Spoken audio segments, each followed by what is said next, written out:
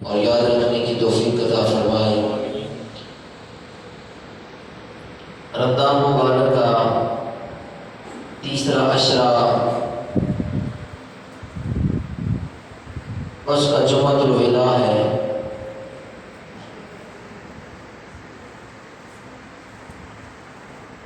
تیسرے عشرے کے بارے میں نبی کریم صلی اللہ تعالی علیہ وسلم نے ارشاد فرمایا وَعِتْقٌ مِّنَ النَّارِ، پہلا عشرہ رحمت والا، دوسرا مغفرت والا، تیسرا وَعِتْقٌ مِّنَ النَّارِ، جہنم سے آزادی کا ذریعہ۔ ویسے تو رمضان مبارک کا پورا مہینہ، اس کی ہر گھڑی، ہر ساتھ رحمت کے ساتھ بھری ہے، اور ہر وقت ہمہ وقت اللہ کی رحمتوں کا نزول ہوتا ہے، اور ہر رحمت والی گھڑی جو رحمت سے بھری ہوئی ہے، اس میں اللہ جل شانہ اپنے بندوں پر رحمت فرما کے ان کی بخشش فرما دیتا ہے۔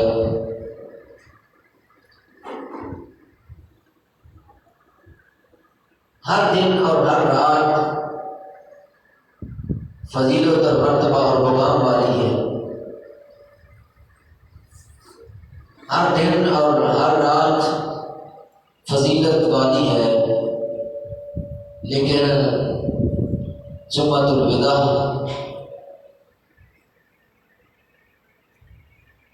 جمعہ شریف کی ہر گھڑی، ہر ساتھ، ہر لمحہ، یہ بہت ہی زیادہ کثیر ہو، زیادہ کثرت کے ساتھ رحمتوں سے اور برکتوں سے بھرا ہوا ہے۔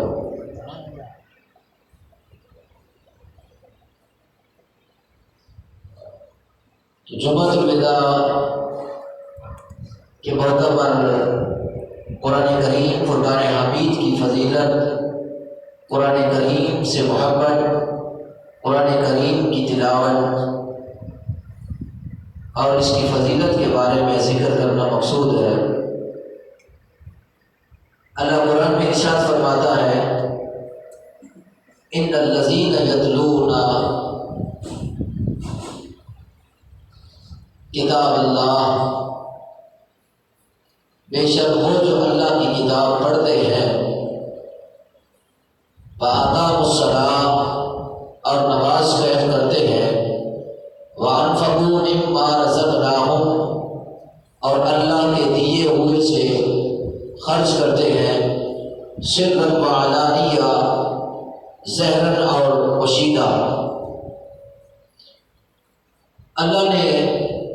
اس آیت کریمہ میں ان لوگوں کا ذکر فرمایا جو اللہ کی کتاب کی تلاوت کرتے ہیں اور نماز ادا کرتے ہیں، اور اللہ کے دیے ہوئے میں سے اللہ کی بارگاہ میں خرچ کرتے ہیں، چھپ کر اور ظاہراً۔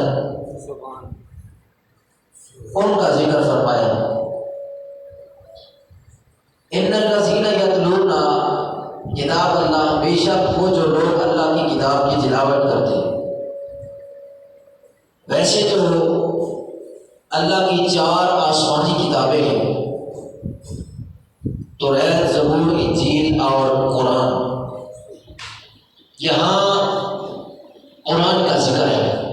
کہ بے شک وہ لوگ جو کتاب اللہ کی تلاوت کرتے ہیں، اس سے قرآن کریم ہے، اور قرآن کریم ایک ایسی مقدس کتاب ہے، ایسا کلام ہے کہ جو باقی کتابوں پر بہت زیادہ فضیلت رکھتا ہے۔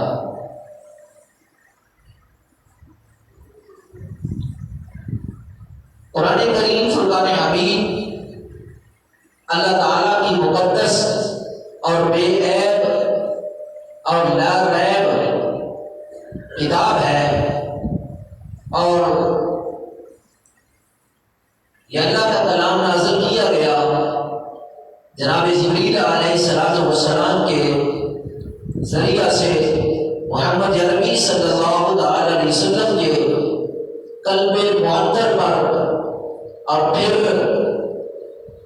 اس قرآن کریم کو اللہ جل شانہ نے حضور کی وساطت سے، حضور کے ذریعے سے پوری کائنات رنگبو میں جس پر خاص فضل اور کرم فرمایا، اس کے سینے کے اندر بھی اس کو منتقل فرما دیا۔ سبحان اللہ۔ اس لیے ایک آیت، ایک زبر، ایک زیر شد و مد، ہر شے حضور کو 1400 سے زائد عرصہ بیت چکا ہے، تو اس کی ہر شے آج بھی اسی طرح کامل اور اکمل طور پر محفوظ و معمول ہے۔ جبکہ پہلی جو 3 کتب ہے ان کے نام باقی ہے، ان کے اندر تعریفات کر دی گئی، رد و بدل کر دیا گیا، وہ اصلی صورت میں اب باقی نہیں ہے۔ لیکن قرآن ایک ایسا کلام ہے جس کی بقا قیامت تک ہے۔ اس کی وجہ کیا ہے؟ اس کی وجہ یہ ہے کہ اللہ جل شانہ نے باقی کتابوں کو بھی نازل فرمایا، لیکن ان کی حفاظت کا ذمہ نہیں دیا، اور جب قرآن کریم کو اپنے حبیب کی ذات پر نازل کیا تو پھر خود ہی فرما دیا، فرمایا انا نحن نزلنا الذکر وانا لہ لحافظون، اور جو کہ ہم قرآن نازل کرتے ہیں ہم نے ہی اس کو نازل کیا اور ہم ہی اس کی حفاظت کا ذمہ لیتے ہیں۔ سبحان اللہ۔ اس لیے قرآن کی ہر شے باقی ہے اور قیامت تک باقی رہے گی۔ اس کی حفاظت کا ذمہ اللہ نے لیا، قیامت تک اس کی زبر زیر پیش شد مد عید کوئی نہ قیامت تک بدل سکے گا، نہ بدلا ہے نہ بدل سکے گا، کیونکہ اس کی حفاظت کا ذمہ اللہ نے لیا۔ اور پھر اس کتاب میں کسی قسم کا شک و شبہات نہیں، کیونکہ اللہ نے پہلے پارے کی شروعات میں ہی فرما دیا کہ ذالک الکتاب لا ریب فیہ، کہ یہ وہ کتاب ہے کہ جس میں کسی قسم کا شک و شبہ اس کی گنجائش نہیں، یہ اکمل اور کامل ہے، ہر شے کا اس میں بیان ہے۔ اللہ نے خود قرآن میں فرمایا وَنَزَّلْنَا إِلَيْكَ الْكِتَابَ تِبْيَانًا لِكُلِّ شَيْءٍ، فرمایا ہم نے یہ جو قرآن اتارا ہے، فرمایا ہر چیز کا روشن بیان ہے، کائنات کا کوئی ایسا علم نہیں جو اللہ نے قرآن کے اندر نہ رکھا ہو، ہر شے، انبیاء کا علم قرآن میں ہے، فرشتوں کا علم قرآن میں ہے، عرش کا علم قرآن میں ہے، فرش کا علم قرآن میں ہے، لوح و قلم کا علم قرآن میں ہے، اور جنت دوزخ کا علم قرآن میں ہے، توریت اور زبور و انجیل کا علم قرآن میں ہے، دینی اور دنیاوی تمام جو ہے وہ معمولات کا ذکر قرآن میں ہے، برزخ کا ذکر قرآن میں ہے، حشر کا ذکر قرآن میں ہے، ظاہر کا ذکر قرآن میں ہے، بادل کا ذکر قرآن میں ہے، حیات کا ذکر قرآن میں ہے، ممات کا ذکر قرآن میں ہے، برائت کا ذکر قرآن میں ہے، تصوف کا ذکر قرآن میں ہے۔ الغرض کوئی ایسا علم کائنات کا ایسا نہیں جس کا ذکر قرآن میں نہیں، بلکہ ہر خشک چیز کا ذکر بھی قرآن میں ہے، ہر تر چیز کا ذکر بھی قرآن میں ہے۔ اس لیے اللہ نے فرمایا وَلَا رَطْبٍ وَلَا يَابِسٍ إِلَّا فِي كِتَابٍ مُبِينٍ، تر چیزوں کا ذکر بھی ہم نے قرآن میں رکھا، خشک چیزوں کا ذکر بھی ہم نے قرآن میں رکھا۔ سبحان اللہ۔ نعرہ تکبیر، اللہ نعرہ رسالت، یا رسول اللہ، نعرہ حیدری۔ یا علی۔ چار کتابیں چار ہیں، اللہ کی برحق کتابیں چار ہیں۔ اب تک توریت کا حافظ کوئی نہیں، اب توریت کا حافظ کوئی نہیں، زبور کا حافظ کوئی نہیں، انجیل کا حافظ کوئی نہیں، مگر قرآن حضور علیہ الصلوۃ والسلام پر جو نازل ہوا اس کی زیر زبر پیش شد مد ہر چیز کا جو ہے قرآن کے الف لام میم کی الف سے لے کر والناس کے سین کے اگلے گنے تک قرآن کے حافظ موجود ہے۔ اگر مشرق میں دیکھیں گے، اگر مغرب میں دیکھیں گے، شمال و جنوب میں دیکھیں گے، جہاں کہیں بھی دیکھیں گے،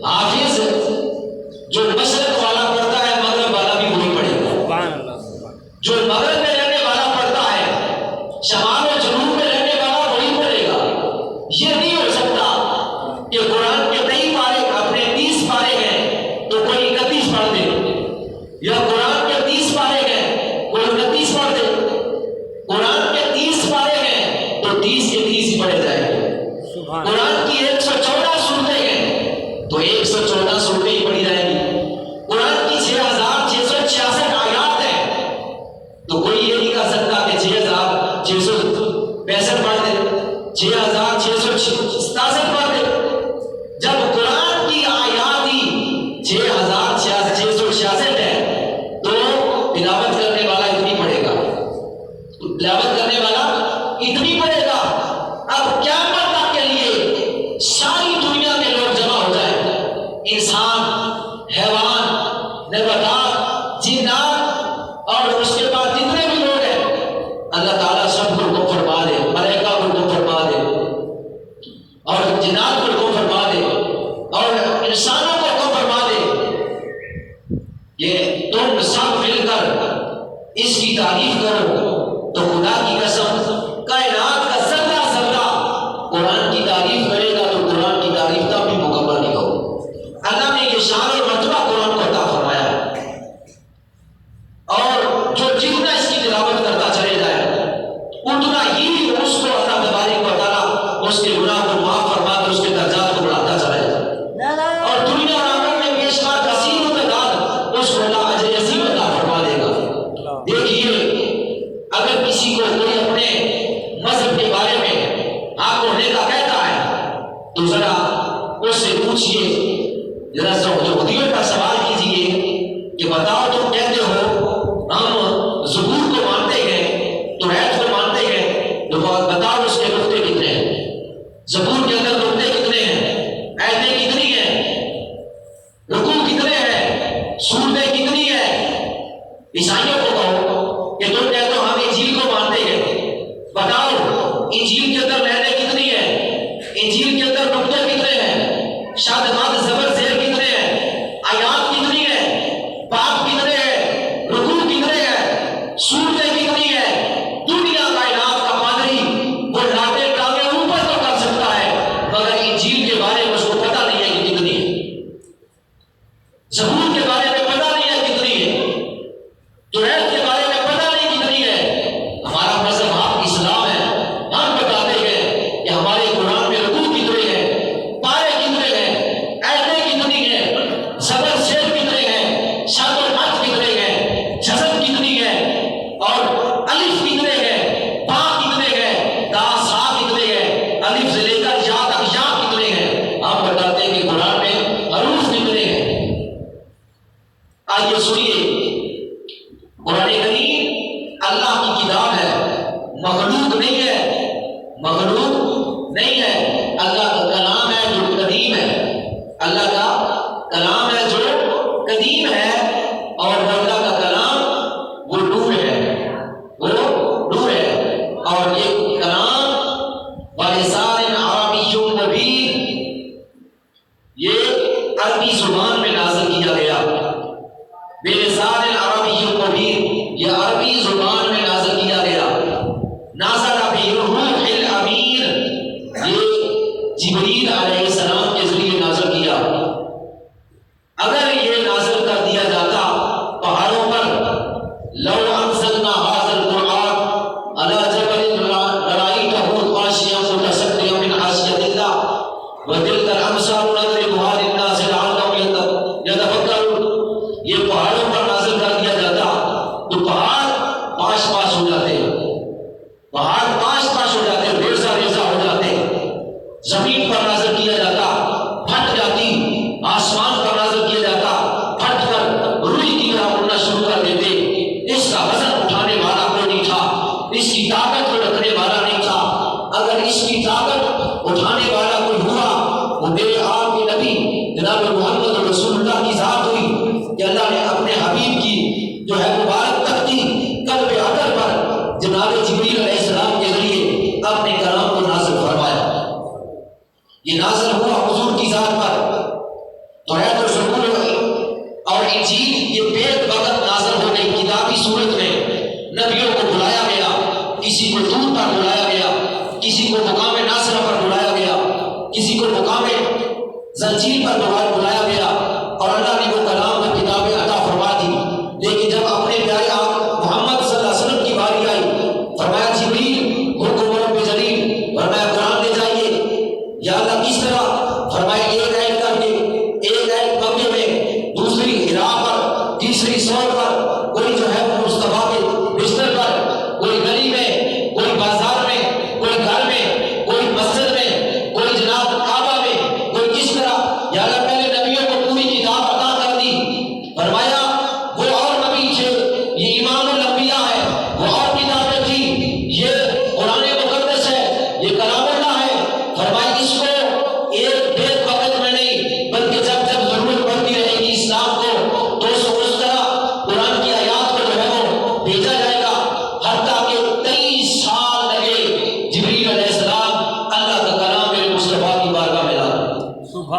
سال کا عرصہ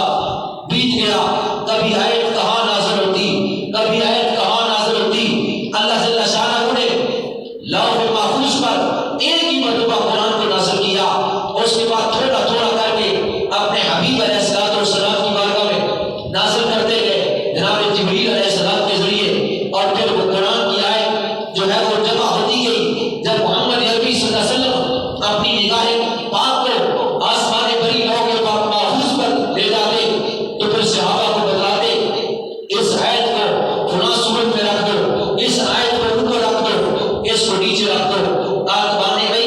وہ جو ہے وہ لکھ دیا کرتے، کوئی کھجور کے پتوں پر، کوئی جو ہے وہ اونٹوں کے چمڑوں پر، کوئی پتھروں پر قرآن کو محفوظ کر دیا جاتا۔ اس طرح جو ہے وہ 23 سال کا عرصہ لگا۔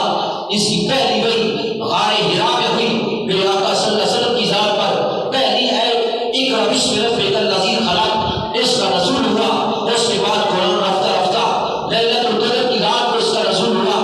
اور رفتہ رفتہ قرآن کی آیات میرے آقا صلی اللہ علیہ وسلم کے قلب اطہر پر نازل ہوتی گئی، اور آج قیامت تک کے لیے یہ دعویٰ ہے،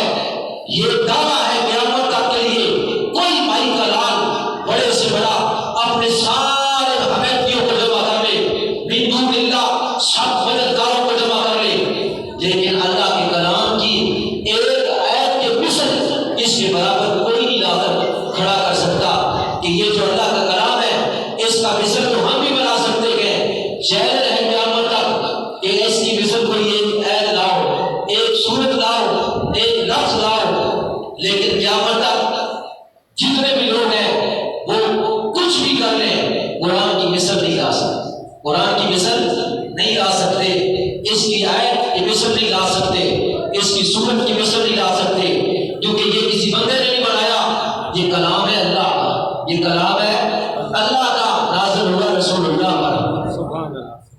اس کے پارے ہیں 30، قرآن کے پارے کتنے ہیں؟ 30۔ اس کی صورتیں ہیں 114، اس کی صورتیں ہیں 114،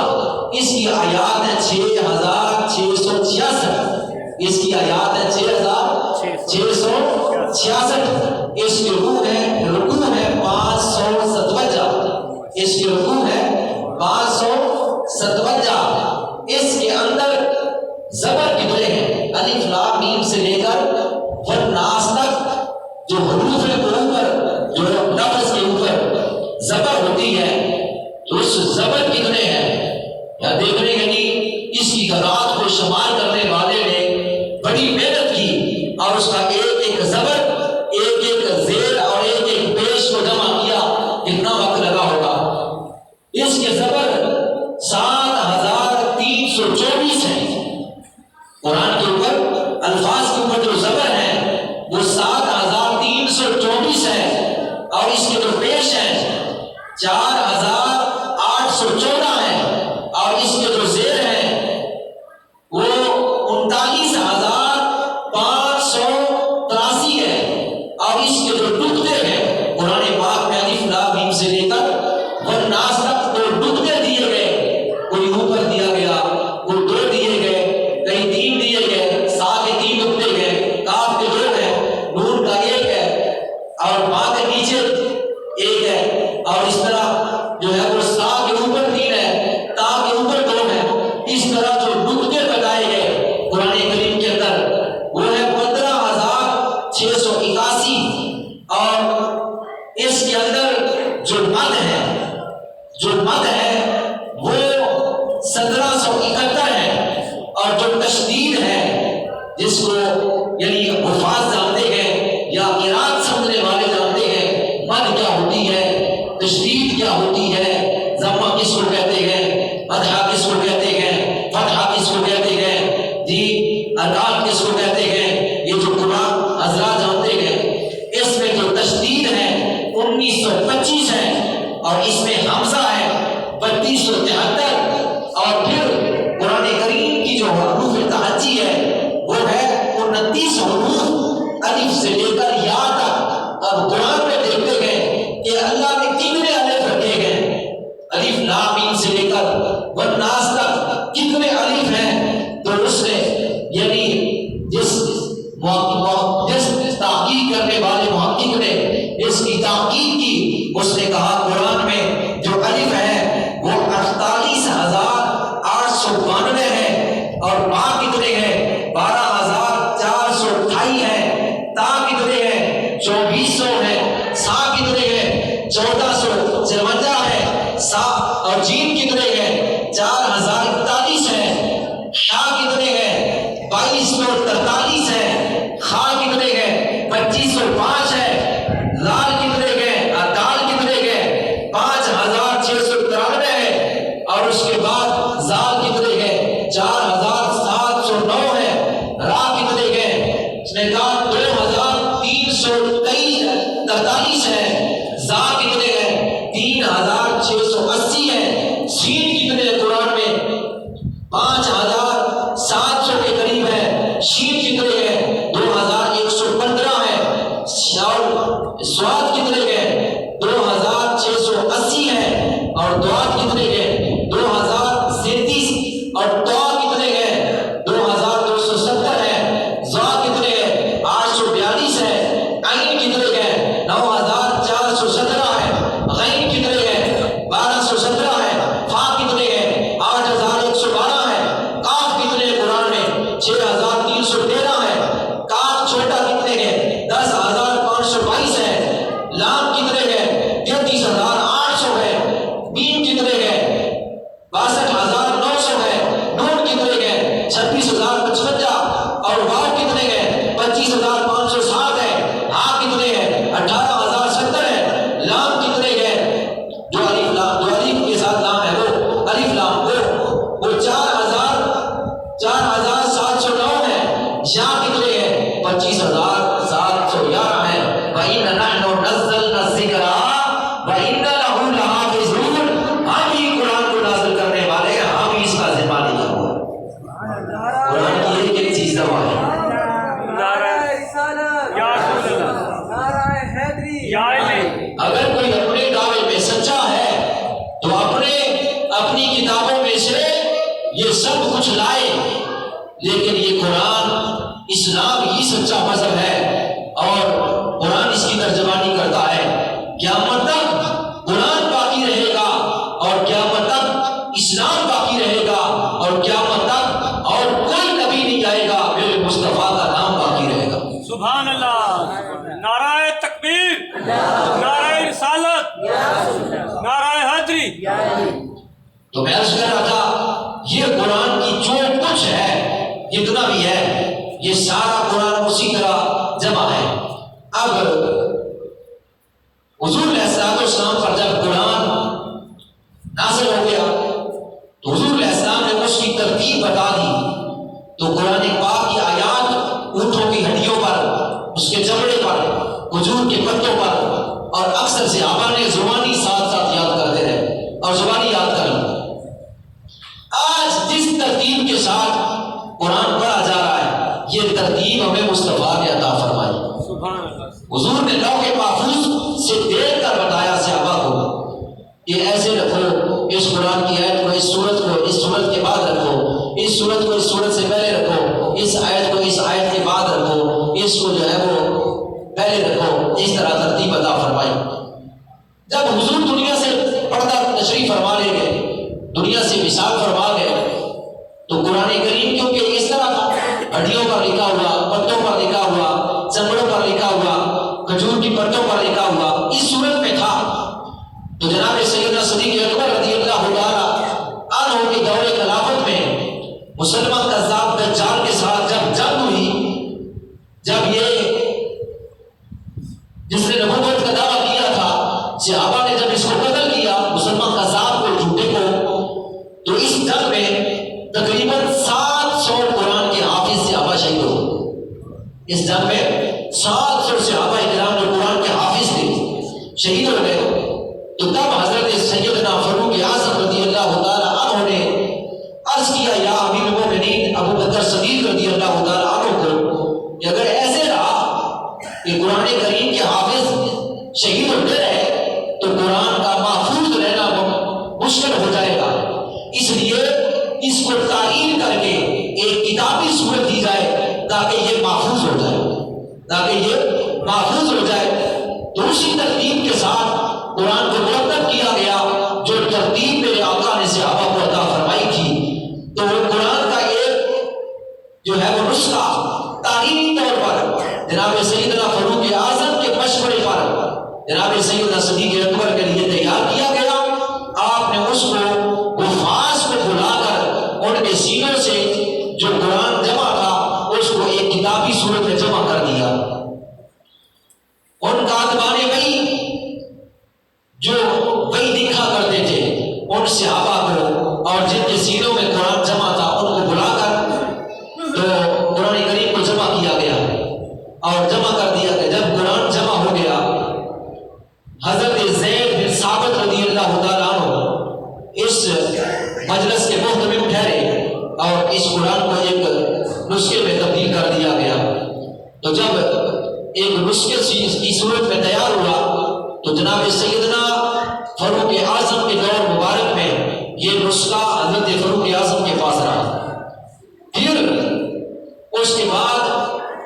یہی نسخہ ان کی صاحبزادی حضرت سیدہ حفصہ رضی اللہ تعالی عنہ ان کے پاس رہا۔ تو جب سیدنا عثمان غنی کا دور مبارک آیا تو آپ نے سیدہ حفصہ کو بلا کر اور چند صحابہ کو بلا کر جو قرآن کے قاری تھے حافظ تھے جناب حضرت عبداللہ بن زبیر، سعید بن عاص، عبداللہ بن حارث، ان کو بلا کر اس نسخے سے 6 نسخے بنائے، اس نسخے سے 6 نسخے بنائے اور اسلامی ممالک عراق، مصر، شام وغیرہ میں ایک ایک نسخہ بھیج دیا۔ اس لیے آپ کو جامع القرآن کہتے ہیں، عثمان ذی النورین جامع القرآن۔ حضرت عثمان غنی جامع القرآن اس لیے کہا جاتا ہے کہ قرآن پاک کو جمع کرنے والے تھے۔ 6 نسخے آپ نے بنا کر اسلامی ممالک میں بھیجے۔ پھر ان نسخوں سے اتنے کچھ نسخے تیار کیے گئے کہ آج کوئی گھر مسلمانوں کا ایسا خالی نہیں، کوئی مسجد ایسی خالی نہیں، کوئی مدرسہ ایسا خالی نہیں کہ جہاں قرآن کریم کثرت کے ساتھ کثرت کے ساتھ موجود ہے۔ تو انہی ترتیب کے ساتھ قرآن آج تک موجود ہے اور قیامت تک موجود رہے گا۔ حالانکہ مسلمانوں میں 73 فرقے ہیں، لیکن 73 فرقے ہونے کے باوجود 73 فرقے ہونے کے باوجود ہر فرقے کے پاس وہی قرآن ہے، ہر فرقے کے پاس وہی قرآن ہے، وہی آیتیں ہیں، وہی زبر زیر ہے، وہی شک مت ہے، وہی سارا کچھ ہے۔ ایک نقطے کے برابر بھی فرق نہیں ہے، ایک نقطے کے برابر بھی فرق نہیں ہے۔ باقی مذاہب کو دیکھ لیں، کوئی کسی نام کی کتاب چھپی ہوئی ہے، کوئی کسی نام کی کتاب چھپی ہوئی ہے اور اس کو توریت کا نام دیا گیا، اس کو انجیل اور زبور کا نام دیا گیا۔ کوئی کسی نام کے اوپر مشہور ہے، کوئی کسی نام کے اوپر مشہور ہے، لیکن آپ ہمارے اسلام کے اندر کسی مسلک کے پاس چلے جائیں، کسی جو ہے فرقے کی مسجد میں چلے جائیں اور درس میں چلے جائیں اور کسی جو ہے وہ خطیب کے پاس چلے جائیں، جو کتاب قرآن کی صورت میں نکال کے دیں گے اس کے پہلے صفحے پر لکھا ہوا قرآن، یہ نہیں لکھا ہوا ہوگا یہ قرآن ہے اور یہ کچھ اور ہے، اس کا لفظ قرآن ہوگا، کوئی الف لام میم سے شروع ہوگا، والناس تک ختم ہوگا، کہیں نہیں ہوگا کہ اس فرقے کے پاس کوئی اور کتاب ہے، اس کے پاس کوئی اور کتاب ہے، اس کے پاس کوئی اور کتاب ہے۔ نہیں، جب رب نے فرما دیا کہ اس میں شک و شبہ کی بات نہیں، گنیس نہیں، یہ میری کتاب ہے، ہم نے نازل کی ہے اور ہم اس کی حفاظت کا ذمہ لیتے ہیں، تو اب قیامت تک کوئی شخص اس کو رد و بدل نہیں کر سکتا، کیونکہ اس کی حفاظت کا ذمہ اللہ نے لیا ہے، اس کی حفاظت کا ذمہ اللہ نے لیا ہے۔ اب قیامت تک حضور کی ذات پر نازل ہونے والا یہ کلام یہ رہے گا اور سب سے زیادہ اس کلام پاک کی تلاوت ہوتی رہے گی، سب سے زیادہ اس کلام پاک کی تلاوت ہوتی رہے گی۔ اور یہ بھی بات اب تک جتنی تلاوت اس کلام پاک کی ہو رہی ہے کائنات کی کوئی ایسی کتاب نہیں جس کی تلاوت ہو رہی ہے یا جس کو پڑھا جا رہا ہے، فقط وہ قرآن ہے جس کی تلاوت سب سے زیادہ کی جا رہی ہے، فقط وہ قرآن ہے جس کی تلاوت سب سے زیادہ ہے۔ اور پھر دنیا کائنات کی کوئی شے، کوئی کتاب ایسی نہیں، کوئی کلام ایسا نہیں کہ جو دلوں پر اثر کرے۔ واحد ایک کلام ہے اللہ کا قرآن کہ جب تلاوت کیا جاتا ہے، تلاوت کرنے والے کے قلب پر بھی رکت طاری ہو جاتی ہے، سننے والے کے قلب پر بھی رکت طاری ہو جاتی ہے۔ سبحان اللہ۔ جب قاری قرآن پڑھتا ہے، جب قاری قرآن پڑھتا ہے تو اللہ جل شانہ ایسا سکینہ نازل فرماتے ہیں، ایسی تسلی نازل فرماتے ہیں کہ پڑھنے والا وہ اطمینان قلب کے ساتھ پڑھتا ہی چلا جاتا ہے، اکتاتا نہیں۔ ہر کتاب پڑھنے والا اکتا جاتا ہے، لیکن قرآن ایسی کتاب ہے کہ پڑھنے والا پڑھتا ہی جائے گا، کبھی اس نے زندگی کے کسی گوشے میں ذرا برابر بھی ہے دل میں خیال نہیں کیا کہ یار چھوڑ نہ پڑھ، کبھی اس قرآن کے کلام سے کوئی اکتایا نہیں۔ دنیا کی کتابوں سے، دنیا کی کتابوں پڑھنے سے انسان اکتا جاتا ہے مگر قرآن پڑھنے سے اکتاتا نہیں۔ دیکھ لیجیے حافظ قرآن کا حفظ ہوتا ہے، قرآن کا حفظ ہوتا ہے، اس کے سینے کے اندر قرآن ہوتا ہے، لیکن وہ دور تب بھی نہیں چھوڑتا، بار بار قرآن کا دور کرتا ہے، جب سال آتا ہے پھر قرآن کا دور کرتا ہے، حالانکہ سینے میں موجود ہے پھر دور کرتا ہے، زندگی میں پتہ نہیں کتنے دور کرتا ہے، لیکن اکتاتا نہیں۔ کیوں اکتائے؟ تو اللہ کا کلام ہے، جب پڑھا جاتا ہے تو اللہ کی رحمت اور برکت اور سکینہ اور اس کا تسلی کا سکون ہوتا ہے، جو پڑھتا چلا جاتا ہے اطمینان قلب زیادہ ہوتا جاتا ہے، ذوق و شوق بڑھتا چلا جاتا ہے، اللہ رسول کا قرب زیادہ ہوتا چلا جاتا ہے، تو وہ پڑھتا چلا جاتا ہے، اکتاتا نہیں، سننے والا بھی سنتا چلا جاتا ہے اور دونوں کا رکت طاری ہو جاتی ہے، کیونکہ اس کے الفاظ ایسے ہیں،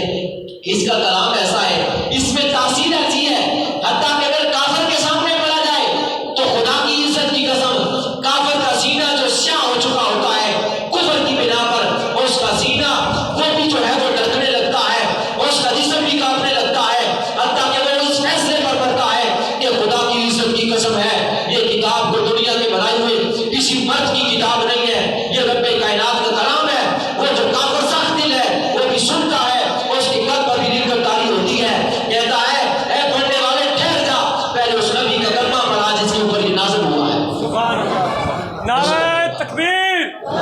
نعرہ رسالت، نعرہ حیدری۔ حضرت داؤد علیہ السلام جب زبور کو پڑھا کرتے تھے تو اللہ تبارک و تعالیٰ نے ان کو ایسی آواز عطا فرما رکھی تھی کہ آسمانوں پر اڑنے والے پرندے رک جایا کرتے تھے، سناٹا چھا جاتا تھا، وہ زبور کی تلاوت سنا کرتے تھے۔ جب محمد عربی صلی اللہ علیہ وسلم قرآن کی تلاوت فرمایا کرتے تھے، جنات رک جاتے تھے اور خاموش ہو جاتے اور سناٹا چھا جاتا۔ جب مکمل تلاوت کر دیتے جنات کہتے رب کعبہ کی عزت کی قسم ہے، ہم گواہی دیتے ہیں کہ اللہ کا کلام ہے، وہ اسلام قبول کر کے میرا اسلام میں داخل ہو جایا فرمایا۔ سبحان اللہ، سبحان اللہ۔ کفار حضور کی بارگاہ میں آتے، جناب طفیل دوسی آئے، طفیل دوسی مکہ میں آئے، اہل مکہ نے کہا کہ محمد عربی کے پاس نہ جانا، اگر تم نے محمد عربی کو دیکھ لیا، اس کا کلام سن لیا تو تم اس کا ہو جائے گا، تو لہٰذا محمد عربی کے پاس نہ جانا، نہ ان کا کلام سننا۔ طفیل دوسی کہتا ہے میں بہت بڑا سردار اور میں بہت بڑا عقل مند شعور رکھنے والا، میرے دل میں سوچا کہ تو بہت بڑا دانش مند ہے، شعور رکھنے والا ہے، علم و حکمت والا ہے، فصاحت و بلاغت کا مالک ہے، تجھے رب نے عقل عطا فرمائی ہے، ٹھیک ہے تو سن تو صحیح محمد کہتا کیا ہے، تو سن تو صحیح محمد کہتا کیا ہے، اگر وہ سچ کہتا ہے تو قبول کرنے میں کون سی چیز جو ہے وہ مانے ہوگی، قبول کر لے، اگر وہ سچ نہیں کہتا تو تجھے رب نے عقل دی ہے تو اس کو چھوڑ دینا۔ یہ کہنے کے بعد طفیل دوسی قریب ہوتا ہے، لیکن لوگوں کے کہنے پر انگلیاں ڈال لی، ایک روایت میں آتا ہے روئی ڈال دی، کانوں میں روئی ڈال دی اور مکے میں داخل ہوا، کانوں میں روئی ٹھوکی ہوئی ہے تاکہ محمد عربی کا کلام نہ سنو۔ جس وقت بیت اللہ کے قریب گیا طواف کرتے ہوئے، دل میں خیال آیا عقل مند ہے، سن تو صحیح کہتے کیا ہے، عقل مند ہے تو سن تو صحیح کہتے کیا ہے، جب سنوں گا اگر بات اچھی لگی تو ٹھیک ہے قبول کر لوں گا، نہ اچھی لگی تو عقل مند ہے ٹھکرا دی نہ قبول کری، ایک کان سے انگلی ہٹائی، روئی نکالی، محمد عربی قرآن کی تلاوت فرما رہے تھے۔ حضور مصطفیٰ جان محمد صلی اللہ علیہ وسلم قرآن کریم کی تلاوت فرما رہے تھے،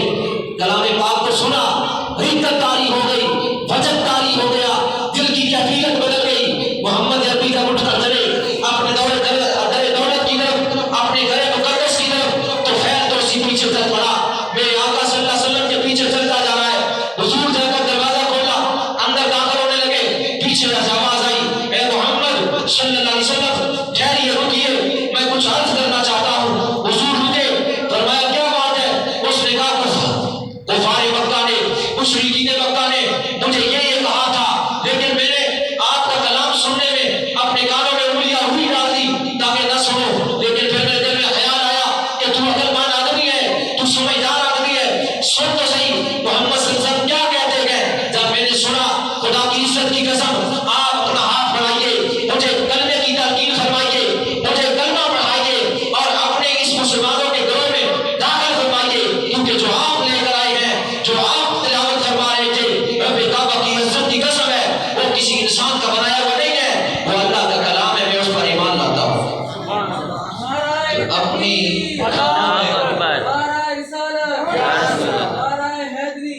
اپنی کانوں میں انگلیاں ڈالے تھا، کلام کو نہ سنو، لیکن جب سنا دل کی دنیا بدل گئی۔ پتا چلا کافروں کے سامنے پڑا جائے تو کافروں کے دل بھی جو ہے وہ نکل زدہ ہو جاتے ہیں، اسلام کی دولت سے مالا مال ہو جاتے ہیں۔ اللہ نے اس میں ایسی تاثیر رکھی۔ لبید بن ربیعہ بہت بڑا فصاحت و بلاغت کا مالک تھا۔ ولید بن ربیعہ، لبید بن ربیعہ بہت بڑا فصاحت و بلاغت کا مالک تھا۔ یہ شاعران عرب کا سردار تھا، یعنی جو عرب میں شاعر رہتے تھے، وہ جتنے بھی عربی دان شاعر تھے، شاعر فصاحت و بلاغت کے مالک تھے، ان سب کے اوپر اس کا نام تھا۔ یہ ایسا عربی دان تھا اور ایسا شاعر تھا کہ اس کو اس دور کے لوگ بادشاہ وقت مانتے تھے۔ یہ آیا جب اس کو پتا چلا محمد عربی صلی اللہ علیہ وسلم نے نبوت کا دعویٰ فرمایا، اعلان نبوت فرمایا، اور ان پر ایک کتاب نازل ہوئی قرآن کریم فرقان حمید، تو وہ حضور علیہ السلام پر جو نازل ہونے والی کتاب ہے قرآن مجید، اس کو جانچ پڑتال کرنے کے لیے آیا۔ میرے آقا صلی اللہ علیہ وسلم کو جب پتا چلا، حضور نے فرمایا میرے صحابہ ایک جو سب سے چھوٹی صورت ہے، اس کو لے کر بیت اللہ کی دیوار پر لٹکا دو، اس کو لے کر بیت اللہ کی دیوار پر لٹکا دو، ٹھیک ہے۔ سورت سب سے جو چھوٹی تھی سورت اِنَّا أَعْطَيْنَاكَ الْكَوْثَرَ، وہ لٹکا دی گئی۔ جب لٹکا دی گئی تو لبید بن ربیعہ آیا، اس نے جب طواف کعبہ کیا، اس کی نگاہ پڑی کہ یہ کلام نازل ہوا ہے محمد عربی پر، اس نے پڑھا اِنَّا أَعْطَيْنَاكَ الْكَوْثَرَ۔ اس شاعر نے، عربی دان نے، فصاحت و بلاغت کے مالک نے، شاعروں کے بادشاہ نے جب یہ پڑھا اِنَّا أَعْطَيْنَاكَ الْكَوْثَرَ فَصَلِّ لِرَبِّكَ وَانْحَرْ إِنَّ شَانِئَكَ هُوَ الْأَبْتَرُ إِنَّا أَعْطَيْنَاكَ الْكَوْثَرَ۔ بے شک اے محبوب ہم نے آپ کو خیر کثیر عطا فرمائی۔ فَصَلِّ لِرَبِّكَ وَانْحَرْ، آپ اٹھیے اپنے رب کی عبادت کیجئے اور قربانی دیجئے۔ إِنَّ شَانِئَكَ هُوَ الْأَبْتَرُ، آپ کا دشمنی ابتر رہے گا، آپ کا دشمنی ذلیل و رسوا ابتر رہے گا۔ جب یہ اس نے پڑھا اِنَّا أَعْطَيْنَاكَ الْكَوْثَرَ فَصَلِّ لِرَبِّكَ وَانْحَرْ إِنَّ شَانِئَكَ هُوَ الْأَبْتَرُ، جب یہاں وہ پہنچا تو اس نے قلم نکالی اور آگے ایک بات لکھی، کیونکہ عرب کے شاعر کہتے تھے، عرب کے لوگ کہتے تھے، مشرکین مکہ اور کفار مکہ کہتے تھے کہ یہ محمد کا اپنا بنایا ہوا کلام ہے، یہ محمد کا اپنا بنایا ہوا کلام ہے، یہ رب کا کلام نہیں، یہ بندے کا کلام ہے، یہ رب کا کلام نہیں ہے، یہ محمد نے خود گڑھا ہوا ہے، خود بنایا ہوا ہے، تو لہٰذا یہ اس کا کلام ہے، یہ وہ کہتے تھے۔ لیکن جب شاعروں کا بادشاہ آیا، اس نے جب یہ دیکھا، اس نے قلم نکالی اور لکھا اِنَّا أَعْطَيْنَاكَ الْكَوْثَرَ فَصَلِّ لِرَبِّكَ وَانْحَرْ إِنَّ شَانِئَكَ هُوَ الْأَبْتَرُ۔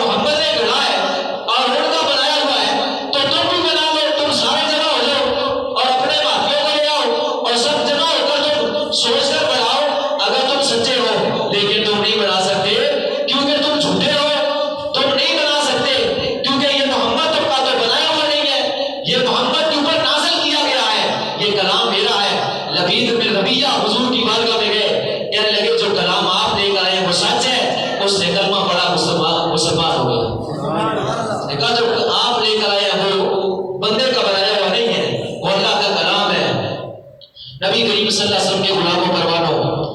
کلام مجید فرقان حمید ایک ایسی مقدس اور ضابطہ یاد کتاب ہے کہ زندگی کے ہر شعبے کے اندر آنے والی، زندگی کے ہر شعبے میں کام آنے والی کتاب ہے۔ زندگی کا کوئی ایسا لمحہ نہیں کہ جو یہ بندے سے جدا ہو سکے۔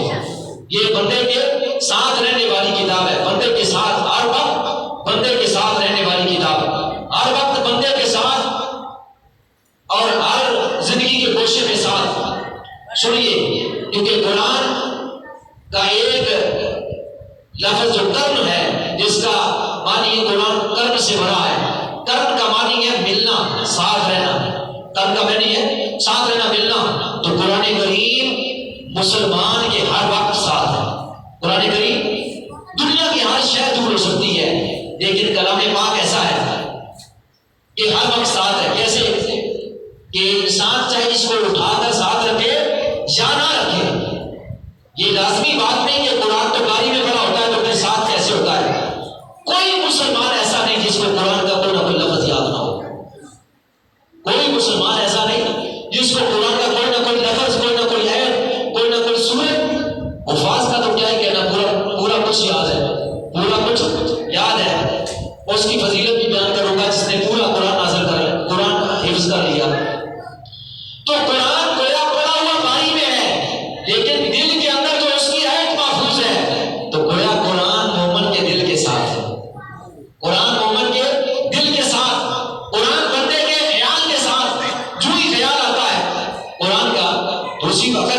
قرآن کا خیال آتا ہے۔ قرآن خیالوں میں ہے، قرآن ذہنوں میں ہے، قرآن دلوں میں ہے، قرآن آنکھوں میں ہے، قرآن خزاں میں ہے، قرآن بچپن میں ساتھ ہے، قرآن جوانی میں بھی ساتھ ہے، قرآن بڑھاپے میں ساتھ ہے، قرآن قبر میں ساتھ ہے، قرآن حشر میں ساتھ ہے، قرآن آخرت میں ساتھ ہے، قرآن مسجد میں بھی ساتھ ہے، قرآن گھر میں بھی ساتھ ہے، بندہ جنگل میں قرآن ساتھ ہے، بندہ سفر میں قرآن ساتھ ہے، بندہ حضر میں قرآن ساتھ ہے، بندہ حشر میں قرآن ساتھ ہے، عالم نزع ہے قرآن ساتھ ہے، عالم جنت ہے قرآن ساتھ ہے، عالم مقام ہے قرآن ساتھ ہے، گویا کہ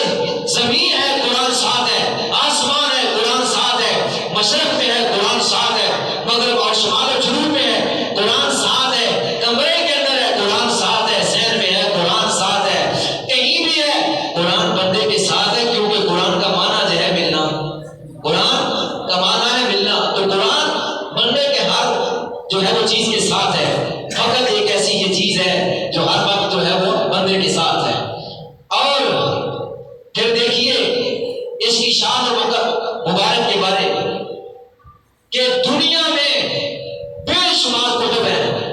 مگر کسی کتاب کے اوپر غلاف نہیں، کسی کتاب کے اوپر غلاف نہیں ہے۔ اسی طرح بے شمار مساجد ہیں، مگر کسی جو ہے وہ مساجد پر غلاف نہیں ہے۔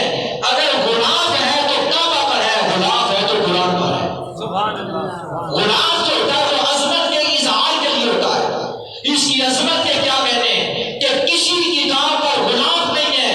قرآن پر غلاف ہے، غلاف اس کی عظمت کا اظہار کر رہا ہے۔ ہر مسجد شان والی ہے، مگر اس کے اوپر غلاف نہیں ہے۔ خانہ کعبہ کے اوپر غلاف ہے، جو یہ امتیاز دے رہا ہے کہ جو مقام اور مرتبہ اس کا ہے وہ کسی اور کا نہیں ہے، جو مرتبہ اور مقام قرآن کا ہے وہ کسی اور کتاب کا ہے۔ غلاف اظہار ظاہر کرتا ہے، عظمت کا اظہار کرتا ہے،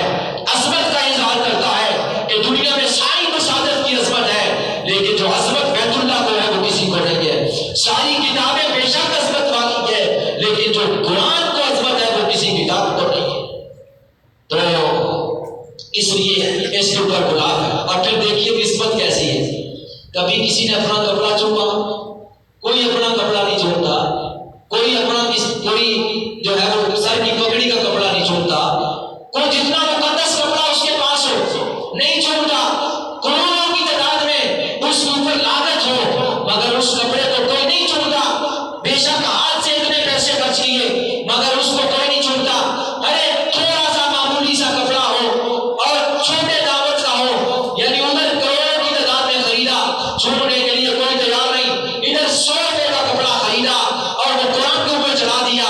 چودھری بھی ہے وہ بھی چھوٹتا ہے، بادشاہ بھی ہے وہ بھی چھوٹتا ہے، وزیر بھی ہے وہ بھی چھوٹتا ہے۔ اے اعلیٰ کپڑے کو چھوڑ کر اس کو تم چنتے ہو، اس لیے چنتے ہو اس کپڑے کے تعلق قرآن سے ہے، قرآن کے ساتھ اس کی نسبت ہو گئی، یہ کپڑا بھی مبارک والا ہو گیا۔ سبحان اللہ، تکبیر، اللہ اکبر، نعرہ رسالت، یا رسول اللہ، نعرہ حیدری، یا علی۔ نبی کریم صلی اللہ علیہ وسلم نے ارشاد فرمایا کہ اے لوگوں، تم اللہ تعالیٰ کی ملاقات کی اگر تم امید رکھتے ہو تو اہل اللہ کی عزت کیا کرو۔ صحابہ نے پوچھا یا رسول اللہ کیا اللہ کے بھی اہل ہیں؟ فرمایا ہاں اللہ کے بھی اہل ہیں۔ فرمایا وہ کیا ہے؟ فرمایا دنیا میں اہل اللہ سے مراد وہ لوگ ہیں جو قرآن کریم کو پڑھتے ہیں۔ دنیا میں اہل اللہ وہ ہے یعنی اللہ کے بندے جو قرآن کی تلاوت کرتے ہیں۔ اس لیے فرمایا خیرکم من تعلم القرآن وعلمہ، تم میں سے بہتر وہ ہے جو قرآن خود بھی پڑھتا ہے دوسروں کو بھی پڑھاتا ہے۔ نبی کریم صلی اللہ تعالی علیہ وسلم نے فرمایا خبردار، اللہ کے نزدیک جو معزز ہے، جو مکرم ہے، انبیاء کے بعد وہ حفاظ ہے، وہ عامل قرآن ہے، جو قرآن کریم کو اپنے دل میں سینے میں بساتے ہیں، وہ لوگ جو اللہ کے نزدیک افضل ترین ہے۔ اور میں قیامت کے دن میری امت میں جو افضل ترین آدمی ہوں گے وہ ہوں گے جن کے سینوں میں قرآن کریم ہوگا، جو قرآن کریم پڑھتے ہوں گے، قرآن کریم کی تلاوت کر رہے ہوں گے۔ اللہ تبارک و تعالیٰ قیامت کے روز فرمائے گا اے میرے اہل اللہ کھڑے ہو جاؤ۔ جناب جبریل علیہ السلام یہ ندا کریں گے، ایک مرتبہ بھی اہل اللہ کو مخاطب کیا جائے کھڑے ہو جاؤ، پھر کھڑے ہو جاؤ، پھر کھڑے ہو جاؤ۔ جتنے دنیا میں رہنے والے قرآن پڑھنے والے تھے صفوں میں کھڑے ہو جائیں گے، لیکن بولنے کی طاقت نہیں ہوگی، کتابوں میں کھڑے ہوں گے۔ اللہ تبارک و تعالیٰ پھر جناب حضرت داؤد علیہ السلام کو حکم فرمائے گا، وہ جناب داؤد علیہ السلام کھڑے ہوں گے۔ پھر اللہ فرمائے گا کہ ان کی آواز بڑی خوش آواز تھی، جب یہ زبور کی تلاوت فرمایا کرتے تھے پرندے رک جایا کرتے تھے، یہ زبور کی تلاوت کریں گے۔ اے میرے اہل اللہ تم قرآن کی تلاوت کرو، جس کی آواز دنیا میں خوبصورت تھی، جس کی آواز اچھی تھی، جس کا لہجہ اچھا تھا، جس کی تلاوت کی قرات اچھی تھی، جب وہ تلاوت کرنا شروع کر دیں گے اللہ ان کی آوازوں کو بلند کرتا چلا جائے گا اور ان کو فرمائے گا اے حاملین قرآن کیا تم لوگوں کو پہچانتے ہو؟ اللہ فرمائے گا کن کو؟ اللہ فرمائے گا تم لوگوں کو جانتے ہو؟ حاملین قرآن عرض کریں گے کن لوگوں کو؟ اللہ فرمائے گا جنہوں نے دنیا میں رہ کر تمہارے ساتھ احسان کیا تھا، تمہارے ساتھ محبت کی تھی، تمہارے ساتھ تمہاری خدمت کی تھی، تم قرآن کی تلاوت کرتے یا قرآن کو حفظ کرتے تھے، تمہاری جو ہے وہ احسان کی اور تمہاری احسان تمہارے تم سے نیکی کی اور تمہاری خدمت کی اور تمہارا ساتھ دیا، کیا ان لوگوں کو جانتے ہو؟ اللہ تبارک و تعالیٰ جب فرمائے گا وہ عرض کریں گے حاملین قرآن ہاں ہم جانتے ہیں۔ اللہ فرمائے گا قرآن پڑھتے جاؤ، جنت میں پھیل جاؤ، جس کے ساتھ تمہارا تعلق تھا، جو تمہاری خدمت کرتا تھا، جو تمہارے ساتھ احسان کرتا تھا، جو تمہارے ساتھ دنیا میں محبت کرتا، جو تمہارے ساتھ نیکی کرتا، اس کو قرآن کی تلاوت بھی کرتے جاؤ، اس کو پکڑتے جاؤ اور ساتھ لے کر جنت میں داخل ہوتے جاؤ۔ سبحان اللہ۔ ایک شخص جو ہے اپنے خاندان کے 10 مردوں کی شفاعت کرے گا جس کے سینے میں قرآن ہے، ایسے 10 مردوں کی شفاعت کرے گا جس کے اوپر جہنم لازم ہو چکا ہوتا ہے، جہنم جس پر واجب ہے اس کو پکڑ کر جنت میں لے جائے گا۔ قیامت کے روز اللہ فرمائے گا اے میرے قرآن کے قاری الف لام میم سے پڑھنا شروع کر دے۔ آپ جو الف لام میم سے پڑھنا، اس سے پہلے کیا ہوگا؟ جو جنتی ہوں گے جن کا جنت میں جو مقام ہوگا، اللہ فرمائے گا تیری جنت فلاں ہے، تیرا مقام فلاں ہے، تیری جنت فلاں ہے، تیرا جنت میں فلاں درجہ ہے، تیری یہ نیکی اس کا بدلہ یہ ہے، تیری یہ نیکی اس کا بدلہ یہ ہے۔ نماز پڑھنے کا اجر یہ تھا، حج کرنے کا اجر یہ تھا، جو ہے ذکر و اذکار کرنے کا اجر یہ، صدقہ و خیرات کرنے کا اجر یہ، زکوٰۃ ادا کرنے کا اجر یہ، حج جہاد کرنے کا اجر یہ ہے، فلاں نیکی احسان کرنے کا اجر یہ ہے۔ لیکن جب سب کی جو ہے وہ ڈیوٹی مکمل ہو جائے گی، سب کو جو ہے جب جنت میں بھیج دیا جائے گا، اللہ حافظ کو بلائے گا اب تیرا مرتبہ تیرا مقام، تو پھر سن تیرا مرتبہ مقام کیا ہے؟ یا اللہ حکم فرمایا الف لام میم سے تلاوت کرنا شروع کر دے، پڑھتا جا چلتا جا، پڑھتا جا میری جنت میں چلتا جا، پڑھتا جا درجات کو عبور کرتا جا، پڑھتا جا تلاوت کرتا جا، درجات چڑھتا جا اور جو ہے یہ جنت کی سیڑھییں عبور کرتا جا،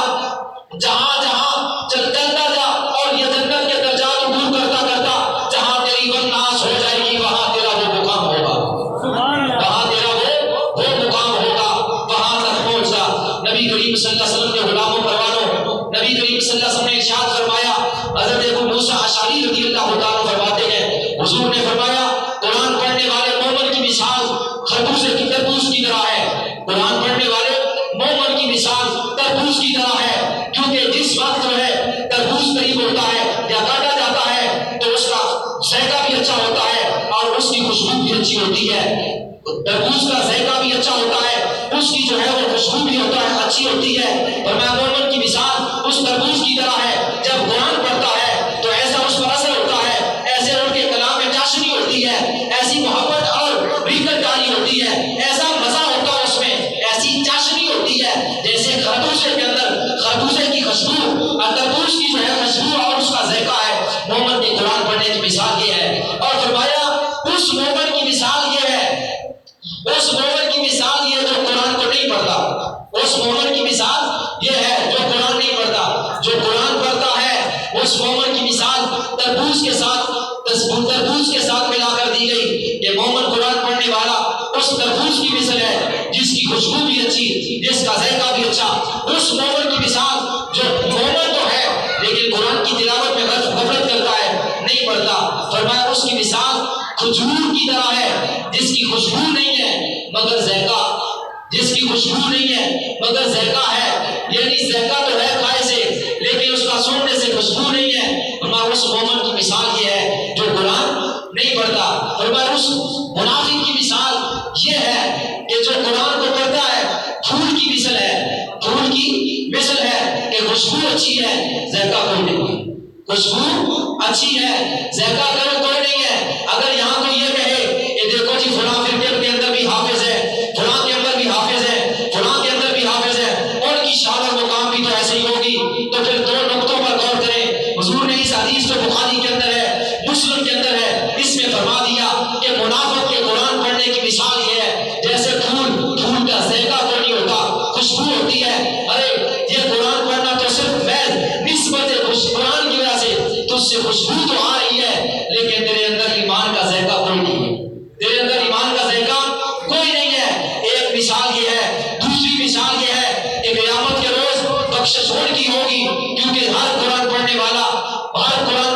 جنت میں نہیں جائے گا۔ قرآن خود کہہ رہا ہے یضل بہ کثیرا ویہدی بہ کثیرا، کہ یہی قرآن پڑھنے والے بہت سارے ایسے ہیں، یضل بہ کثیرا ویہدی بہ کثیرا، ترجمہ کیا ہے؟ یہی قرآن پڑھنے والے اکثر گمراہ ہیں اور یہی قرآن پڑھنے والے اکثر ہدایت یافتہ ہیں، جو قرآن پڑھ کے اللہ کی ذات و صفات پر ایمان لاتے ہیں، مصطفیٰ جان رحمت جناب محمد عربی کی ذات و صفات پر، آپ کی ہر شان و عظمت پر ایمان لاتے ہیں، فرشتوں کی شان کو مانتے ہیں، صحابہ کے شان و مرتبے مقامات کو مانتے ہیں، اہل بیت اطہار، حضور کی ازواج، اولیاء اللہ قرآن کی شان اور باادب ہے، اور قرآن کے پورے معاملات پر ان کا عمل ہے، صحیح عقیدے عقائد ان کے درست ہیں، وہ جنت میں جائیں گے۔ اس کے بعد جتنے بھی لوگ ہیں قرآن پڑھتے جائیں، حدیث پڑھتے جائیں، جنت میں نہیں جا سکتے کیونکہ ان کا ایمان ٹھیک نہیں ہے۔ ارے اعمال کی وجہ سے جنت نہیں ملے گی، اعمال کی وجہ سے جنت نہیں ملے گی، اعمال کی وجہ سے جنت نہیں ملے گی، عقائد کی وجہ سے، ایمان کی وجہ سے جنت ملے گی۔ ایمان ٹھیک ہے تو پھر باقی اعمال اس پر چاہے برس سے جو پوچھ ہو، چاہے معاف کر دیا جائے۔ اگر اعمال ٹھیک ہے، ایمان کوئی نہیں، اعمال منہ پر مار دیے جائیں گے۔ حدیث ہے میرے آقا نے فرمایا بعضوں کی نماز قیامت کے روز منہ پر مار دی جائے گی، بعضوں کے اعمال منہ پر مار دیے جائیں گے۔ اگر اعمال اچھے ہیں، عقیدہ درست نہیں ہے، اعمال منہ پر مار دیے جائیں گے۔ اگر اعمال درست ہے، عقیدہ بھی درست ہے، سونے پر سہاگا ہے، جنت ملے گی، جنت میں درجات ملیں گے، مصطفیٰ کی شفاعت نصیب ہوگی، اللہ کا قرب اور دیدار نصیب ہوگا۔ پتہ چل گیا ہر قرآن پڑھنے والا صحیح نہیں، ہر حدیث پڑھنے والا صحیح نہیں، ہر قرآن پڑھنے والا صحیح وہی ہو سکتا ہے جس کے دل میں صحیح قرآن کی محبت ہے، ہر حدیث پڑھنے والا صحیح وہی ہو سکتا ہے جس کے دل میں آقا کی محبت ہے۔ ورنہ کہنے والے نے کیا کہا کہ کتابیں پڑھی، دینداری نہ آئی، بخار آ گیا، بخاری نہ آئی، بن عشق محمد جو پڑھتے پڑھاتے ہیں بخاری، ان کو بخار آتا ہے، بخاری نہیں آتی، ان کو بخار آتا ہے۔ اللہ نعرہ رسالت، یا رسول اللہ، نعرہ حیدری، یا علی۔ حضور علیہ السلام نے ارشاد فرمایا کہ منافق کی مثال دیتے ہوئے فرمایا کہ اس کی مثال یہ ہے کہ قرآن کی تلاوت کرتا ہے مگر خوشبو ہے، ذائقہ کوئی نہیں ہے، ذائقہ کوئی نہیں، اندر ایمان کوئی نہیں۔ جیسا کہ ایک حدیث ہے، فرمایا آخری زمانہ ہوگا، قرآن پڑھیں گے لوگ، قرآن پڑھیں گے لوگ، لیکن ان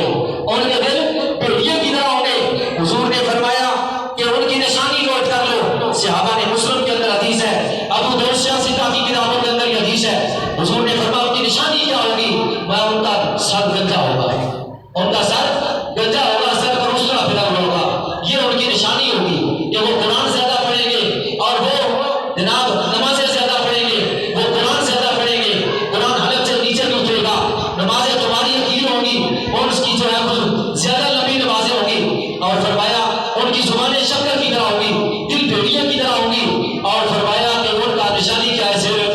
گنجا ہوگا، ان کا صرف حدیث پڑھ رہا ہوں میں، کوئی اپنی طرف سے نہیں کہہ رہا، ماں ان کی نشانی یہ ہوگی صرف روکا ہوگا، صرف گنجا ہوگا، ان کا گاڑیاں بڑی ہوگی، گندی ہوگی، اور یہ ہڑوے باہر نکلی ہوگی، اندر جو ہے دنسی ہوگی، یہ کم پٹی اونچی ہوگی، اس طرح کے الفاظ حضور نے فرمائے، ماں یہ ہے نشانی ہوگی۔ لہذا پتہ چلا ہر قرآن پڑھنے والے کے پیچھے نہ لگ جایا کریں، ہر قرآن پڑھنے والے کے پیچھے نہ لگ جایا کریں۔ کبھی کبھی ایسا بھی ہوتا ہے کہ قرآن پڑھنے والا شیطان بھی ہوتا ہے، قرآن پڑھنے والا شیطان بھی ہوتا ہے۔ جیسا کہ ایک مثال دو، ایک نبینا شخص مسجد کی طرف آزان ہو گئی، اب چھوڑنے والا کو اس کو مسجد میں چھوڑ گیا، دوسری مرتبہ پھر چھوڑ گیا، تیسری مرتبہ پھر چھوڑ گیا۔ ایک دن ایسا بھی آیا کہ مسجد میں نبینے کو چھوڑنے والا کوئی نہیں تھا، نبینا بڑا رویا کہ نماز کا وقت جا رہا ہے اور نماز کا وقت ختم ہو رہا ہے، مجھے مسجد تک پہنچانے والا کوئی نہیں۔ آخرکار کیونکہ ایمان کی محبت تھی، عشق کی محبت تھی، اس عشق کی محبت نے حرارت پکڑی، خود ہی اپنے گھر سے باہر نکلا، نالی اسے کیا پتا نالی ہے کیونکہ بندہ ہے، اور ٹھوکر لگی، زمین پر گرا، سامنے کا چہرہ زخمی ہو گیا، گھٹنے زخمی ہو گئے، ہاتھ زخمی ہو گئے، پھر آگے چلا، پھر جناب اللہ گرا، پھر چوٹیں لا گئی، پھر نالی میں گرا، ادھر گرا ادھر گرا، حتیٰ کہ گرتے گراتے مسجد میں جا پہنچا، اللہ کی بارگاہ میں سر سجدے میں رکھا، بڑا رویا، یا اللہ میں تیری نماز کے لیے یہ سب کچھ برداشت کیا، مجھے اپنے جسم کی پرواہ نہیں، مجھے تیری نماز کی پرواہ ہے، مجھے تیرے ذکر کی پرواہ ہے، مجھے تیرے ساتھ کا جو تعلق ہے، جو رابطہ ہے، جو نسبت ہے، جو میری تیرے ساتھ جو ہے وہ تیری جو ہے میرے ساتھ جو محبت کا یہ رشتہ ہے، اس کی وجہ سے میں سارا کچھ برداشت کر کے تیری بارگاہ میں آ پہنچا۔ جس وقت وہ واپس پہنچا، دوسرا دن آیا، پھر کوئی نہیں آیا نماز پڑھنے کے لیے پکڑ کر لے جانے والا، تو پھر اس نے آ کر جب دروازے سے باہر نکلا تو ایک جناب اللہ بندے نے اس کو پکڑا کہ لگا لو بابا جی میں آپ کو مسجد لے چلتا ہوں۔ جس وقت جناب مسجد کے دروازے پر پکڑ کر آیا، بابا جی نبی نے پوچھنے لگے، اے میرے ساتھ یہ احسان کرنے والے، میرے ساتھ نیکی کرنے والے، مجھ کو مسجد تک پہنچانے والے، اپنا تعارف تو کروا، تو کون ہے اور تم نے میرے ساتھ یہ نیکی احسان کیا ہے؟ اس نے کہا میرا نام ابلیس ہے، میرا نام ابلیس ہے، میں شیطان ہوں۔ بابا چوک اٹھا کہ لگا شیطان تو نماز سے منع کرتا ہے، شیطان تو نماز سے روکتا ہے، اور تو مجھے پکڑ کر مسجد میں لے آیا، اس میں کیا حکمت ہے؟ اس نے کہا اصل میں بات یہ ہے کہ جب آپ کل آئے، آپ کو پکڑ کر چھوڑنے والا کوئی نہیں تھا، آپ 2-3 مرتبہ گرے، آپ کو چوٹیں لگی، آپ کو درد ہوا، اور پھر اس درد کو برداشت کیا، رب تم سجدے میں پڑے اور درد کے ساتھ نماز پڑھی، اللہ نے تمہیں 2 نمازوں کا 70 نمازوں کا ثواب عطا فرما دیا۔ میں نہیں چاہتا تھا کہ آج پھر وہی معاملہ ہو، آپ کو ثواب زیادہ مل جائے، میں پکڑ کر آپ کو دروازے پر لے آیا۔ کبھی کبھی شیطان بھی نیکی کر دیتا ہے، سبحان تو اللہ۔ یہ نہیں کہ بندہ نیک ہے تو آپ کہیں یہ نیک ہی ہوگا، پیچھے چل پڑے۔ لباس خضر میں ہزاروں ابلیس پھرتے گئے، دنیا میں رہنا ہے تو پہچان پیدا کر، دنیا میں رہنا ہے تو پہچان پیدا کر، یہ نہیں کہ ہر قرآن پڑھنے والا آپ مگر چلے ٹھیک ہے جی اس کے پیچھے چلتے ہیں، چلو جی یہ حدیث پڑھنے اس کے پیچھے چل پڑتے ہیں، یہ حدیث ہی تو پڑھتا ہے، نا حدیث کے اندر چھپا ہوا شیطان ہوگا، اگر قرآن کی آیتوں میں چھپا ہوا شیطان ہوگا تو کہیں ایسا نہ ہو کہ تمہارے دیکھیے میں یہاں ایک بندہ کھڑا ہوگا، اگر نہیں تو مصطفیٰ اس کا نام ہے، ماسٹر مقصود کا بھائی ہے، وہ گواہ اس بات کا، میں کل ایران لنگر کا سودا لینے کے لیے میں ممبر پر بیٹھا ہوں، لنگر کا سودا لینے کے لیے منڈی میں گیا، اتنی بڑی گاڑی ہے بندے کی، اتنی بڑی گاڑی نوجوان ہے، تو وہ کہہ رہا تھا دکاندار کو، عظیم ہے دکاندار، اس کو کہہ رہا تھا کہ ملتان میں شاہ شمس تبریزی جنہوں نے وہ بوٹی والا مسئلہ ہوا تھا، ان کی قبر میں شیطان دفن ہے۔ وہ گاڑی والا کہہ رہا تھا شاہ شمس تبریز کی قبر میں شیطان دفن ہے، ایک جملہ یہ کہا اس نے، دوسرا اس نے کہا ان کی قبر میں کھوتا دفن ہے، تیسرا اس نے کہا ان کی قبر میں کتا دفن ہے۔ مجھے بڑا جلال آیا، میں نے پوچھا اس سے، میں نے کہا وہ شاہ شمس تبریز تو وہ شاہ شمس تبریز سبق تاری ہے، وہ تو بہت بڑے اللہ کے ولی ہے، تو کیا کہتا ہے؟ کہنے لگا وہ شاہ شمس تبریز اور ہے جو آگے گاؤں میں دفن ہے۔ میں نے کہا کون سا گاؤں ہے جس میں شاہ شمس تبریز دفن ہے؟ بیٹا ادھر ادھر کی باتیں کرنے لگا، میں کرامت سے مانتا ہوں۔ میں نے کہا لفظ کرامت میں اتنے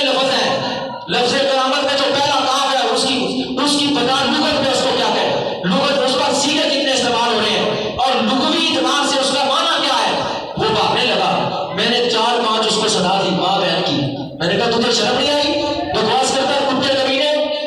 تیرا باپ دفن ہو اور کہے تو کتا دفن ہے تو پھر تجھے کتنی تکلیف ہوگی؟ یعنی پتا چلا داڑھی رکھی ہوتی ہے، تسبیح ہاتھ میں ہوتی ہے، قرآن بغل میں ہوتا ہے، لیکن اللہ کے ولیوں کا انکار ہوتا ہے اور وہ کہتے ہیں ہم اللہ کے ولیوں کو مانتے ہیں۔ میں نے ان کانوں سے یہ الفاظ سنے، مصطفیٰ نے بھی سنے، وہاں 3-4 بندے اور تھے اور وہ دکاندار تھا، وہ بھی کچھ یعنی دیوبندی کا، لیکن جب اس نے کہا چلے چل، مجھے کہنے لگا خدا کی قسم قاری صاحب میرا دل کھول گیا کہ اس نے یہ کیوں کہا۔ ہاں وہ بے شک دیوبندی تھا، لیکن میرا خون کھول گیا، دل کھول گیا، اس نے کہ اللہ کے اتنے ولی تو گستاخی کی ہے، یہ کہنے لگا باپ کو تک، یعنی کہنے کا مقصد یہ داڑھی نہ دیکھیں، قرآن پڑھنے کو نہ دیکھیں، یہ دیکھیں اس کے دل کے اندر نبی کی محبت کتنی ہے، ولی کی محبت کتنی، قرآن کی محبت کتنی ہے، صحابی کی محبت کتنی ہے، تابعی کی محبت کتنی ہے، اور اس کے بعد جو ہے حضور کی ازواج کے ساتھ محبت کتنی ہے، اہل بیت کے ساتھ محبت کتنی ہے، یہ باتیں دیکھنی، یہ نہیں دیکھنی کہ جناب یہ داڑھی رکھی ہوئی، داڑھی تو فرعون کی پتہ داڑھی کتنی تھی، موسیٰ علیہ السلام کے سامنے جو فرعون تھا، سیرت حربیہ کے مصنف نے لکھا ہے فرعون کا قد تھا 6 فٹ، کتنا؟ داڑھی تھی 6.5 فٹ۔ داڑھی کو نہ دیکھا کریں گے جس کی داڑھی بڑی ہے لہٰذا یہ ولی نہ ہوگا۔ کتنی داڑھی تھی؟ 6.5 فٹ، قد سے بھی آدھا فٹ بڑی۔ اب اتنی داڑھی دیکھ لینا، ہم کہیں بڑا کوئی پردے کلندر ہوگا، تب پکا شیطان ہوگا، یہ پکا شیطان ہوگا۔ داڑھی کو نہ دیکھیں، اس کے بغل میں اٹھانے والے قرآن کو نہ دیکھیں۔ دیکھ سلطان باؤ نے فرمایا اللہ پڑھو حافظ ہو، اللہ پڑھو حافظ ہو، طالب ہو زرد، بڑی داڑھی والے زرد کے طالب ہوتے ہیں، مانگنے والے پیسوں کے پیر ہوتے ہیں، وہ انہیں نہیں ہے، وہ بڑی داڑھی میں یہ میرے والد صاحب نے ایک بات بتائی، ان کا ہم سفر کر رہے تھے گاڑی میں، تو ایک بندہ تو اس کی اتنی بڑی داڑھی تھی، اس نے ساتھ والے کا جیب میں ڈال کر ہاتھ پیسے نکال کر بروڑ کو اپنی گاڑی میں ڈال۔ میرے والد صاحب نے یہ بات کی، اس نے ساتھ والے بندے کے پیسے نکال کر اس کو بند کر کے صرف اپنی داڑھی میں چھپا دیا، داڑھی اتنی لمبی تھی۔ تو آپ اگر دنیا میں رہنا چاہتے پہچان پیدا سلطان باؤ نے بڑی پیاری ایک اور بات بڑی پیاری بتائی کہ اپنے تسبیح تھی تے دل نہ پھریا کی لینا تسبیح پڑھ کے ہوں، علم پڑھیا ادب نہ سکھیا کی لینا علم پڑھ کے ہوں، چلے پٹے تے کچھ نہ کھڈیا کی لینا چلیا پڑھ کے ہوں۔ اپنے آخر میں فرمایا کہ وہ آخر میں دودھ کی بات ہے، آخر میں کہ دودھ جو ہے وہ جتنا مرضی لال کھٹا ہو جائے، لال ہو جائے، کر کے لال ہو جائے، جاگ بنا دودھ جمتے نہ بہو، یاد آ گئی، جاگ بنا دودھ جمتے نہ بہو، پانی ہو چڑھ لال کر کے ہو، یعنی آپ جو ہے چولہے کو اوپر دودھ رکھ دے اور وہ کر کے لال ہو جائے تو آپ کہیں گے کہ نہیں بن جائے، کبھی نہیں ہوگا، ایک تمکا جو ہے وہ نہیں کر ڈالنا پڑے گا تب دودھ جمے گا، ورنہ نہیں جمے گا۔ فرمایا اسی طرح علم ہوگا، ادب ہوگا تو علم ہے، ادب نہیں ہے تو علم کو کیا کرنا ہے۔ اسی طرح فرمایا کہ تسبیح اگر تسبیح کا مڑکا من سے پڑھا جا رہا ہے تو تسبیح کا پھر فائدہ ہوگا، اگر تسبیح پڑھ کے جناب حساب کیا جا رہا ہے، دل کہاں ہے، تسبیح کہاں پڑھی جا رہی ہے، فرمایا ایسی تسبیح کی کوئی ضرورت نہیں، تو اس لیے دیکھنا پڑے گا۔ یہ ساری باتیں میں نے یہ اس لیے کر دی کہ آپ شاید کہیں جی وہ بھی قرآن پڑھتے ہیں، وہ بھی آپ کو تو پتا چل جائے نا وہ قرآن وہ پڑھتے ہیں وہ کیسا پڑھتے ہیں اور جو ہم پڑھتے ہیں وہ کیسا پڑھتے ہیں۔ تو قرآن اگر صحیح پڑھا ہے تو اولیاء اللہ نے پڑھا ہے، اولیاء اللہ نے پڑھا ہے، جنہوں نے اندر سے پڑھا ہے، جنہوں نے ظاہر و باطن اس کی ہر معرفت اور اس کی ہر چیز کو پہچانا اور جانا ہے۔ نبی کریم صلی اللہ علیہ وسلم کے غلاموں پر آخری اس پر بات کرتے ہیں، حضرت انس نے مثال دی اس بات کی، حضرت انس نے مالک فرماتے ہیں حضور نے فرمایا نیک ساتھی کی مثال، نیک ساتھی کی مثال اس کستوری کی طرح ہے کہ آپ کو کستوری لگی ہے یا نہ لگی، لیکن آپ اس کے پاس بیٹھے ہیں مجبور تو آ رہے ہیں۔ نیک آدمی کی مثال حضور نے دی، فرمایا نیک آدمی کی مثال ایسی ہے جیسے کستوری کی ہے کہ کستوری کے پاس بندہ بیٹھا ہو، چاہے کستوری لگائے یا نہ لگائے خوشبو آئے گی۔ تو پھر فرمایا برے ساتھی کی مثال ایسی ہے جیسے آگ کے پاس، آپ آگ کے پاس بیٹھے ہیں، آگ کی چنگاریاں تو نہیں پا رہی، دھواں تو آ رہا ہے، دھواں تو آ رہا ہے، برے کے پاس حدیث پڑھ رہے ہیں، یہ تسبیح ہے، یہ ایک ہے، یہ چھپا کھپا ہے، اس کی پگ کا ترلا اتنا بڑا ہے جی، اس کے ہاتھ میں کھونڈا ہے جناب، ہو سکتا ہے لاٹھی ٹیکتا ہوا ابلیس ہی نہ ہو جس نے مشورہ دیا تھا وہاں کہ مکے کے سارے نوجوان کٹھے کر کے محمد کو شہید کر دو۔ میں کہا تو کہاں سے آیا؟ میں نظر سے آیا، میں بزرگ بن کے آ گیا اور کافروں کو مشورہ دے رہا ہے کہ میں تمہارے مشورے میں شامل ہونا چاہتا ہوں، اچھا مشورہ دے گا۔ تو لاٹھی ٹیکتا ہوا بوڑھا جی وہ آ گیا شیطان نزدیک صورت میں بن کے، اس نے کہا محمد کو شہید کر دو۔ تو لہذا اچھا ساتھی ہوگا تو خوشبو آئے گی، اگر اچھا ساتھی نہ ہوا تو بدبو آئے گی، اگر خوشبو نہ بھی لگائی خوشبو آئے گی، اگر آگ کی جگاڑیں نہ بھی لگائی لیکن دھواں ضرور آئے گا۔ اسی وجہ سے اس مثال اس حدیث کو کہنے والے ابو داؤد کی حدیث انس بن مالک راوی ہے، حضور نے یہ مثال عطا فرمائی ہے، کہنے والے نے کہا چنگے بندے دی صحبت یارو جویں دکان اتارا سودا باویں لئیے نہ لئیے کلے آن ہزاراں جی، برے بندے دی صحبت یارو جویں دکان لوہارا کپڑے باہیں چھم چھم گلیے چڑگاں پہن ہزار۔ تو اس لیے اچھے ساتھی کے ساتھ رہیں گے تو دین و دنیا میں کامیابی ہوگی، اگر برے ساتھی کے ساتھ رہیں گے تو کامیابی نہیں ملے گی۔ تو میں عرض کر رہا تھا حضور علیہ السلام نے ارشاد فرمایا دو چیزوں کو مضبوطی کے ساتھ پکڑو میرے صحابہ، تو تم جو ہے وہ دونوں چیزوں میں اللہ نے شفا رکھی ہے۔ اور اللہ نے ایک حدیث میں فرمایا قرآن کو مضبوطی سے پکڑنا اور میری اہل بیت کے ساتھ مضبوطی کو، اور اس حدیث میں فرمایا کہ اے میرے صحابہ میں تم میں دو چیزیں چھوڑتا ہوں۔ ان عبداللہ بن مسعود رضی اللہ عنہ قال رسول اللہ صلی اللہ علیہ وسلم علیکم بالشفاعۃ اصل بالقرآن، فرمایا ہے صحابہ دو چیزوں میں اللہ نے شفا رکھی ہے، دونوں کو مضبوطی سے ایک قرآن ایک شیخ، خیرکم قرآن بہترین دوا ہے، علیکم بالقراءۃ قرآن کی تلاوت حلق کی لیے دعا ہے، وشفاء لما فی صدور اور قرآن کی تلاوت قلوب کے لیے جلا ہے اور دل کی دعا ہے۔ تو فرمایا کہ تم جو ہے قرآن شفا